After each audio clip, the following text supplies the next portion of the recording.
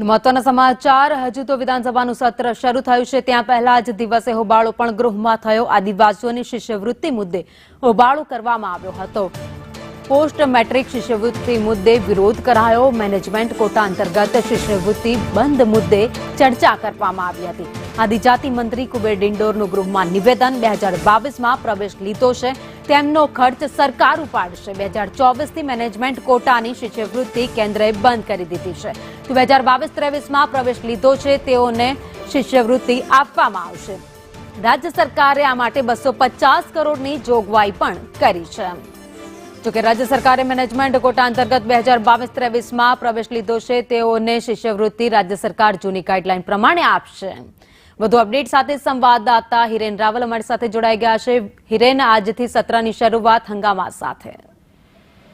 વિધાનસભા અધ્યક્ષે કોંગ્રેસના ત્રણેય આદિવાસી ધારાસભ્યોને ગૃહમાંથી બહાર જવા માટે સૂચના આપી છે, જેમાં ચૈતર વસાવા આમ આદમી પાર્ટીના ધારાસભ્ય છે, કાંતિ ખરાડી, તુષાર ચૌધરી અને અન્ય આદિવાસી ધારાસભ્યો કોંગ્રેસના છે એ તમામ લોકોને વિધાનસભા ગૃહમાંથી બહાર જવાની સૂચના આપી છે। ત્યાર પછી કોંગ્રેસે વિધાનસભા ગૃહનો ત્યાગ કર્યો છે। અત્યારે કોંગ્રેસના તમામ ધારાસભ્યો પણ વિધાનસભા ગૃહની બહાર જઈ રહ્યા છે।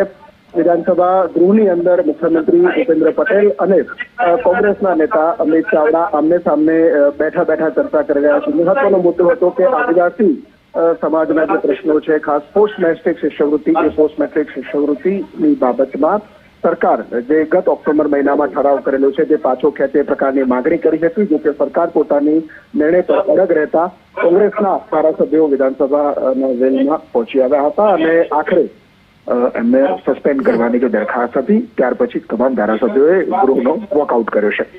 આભાર માહિતી માટે।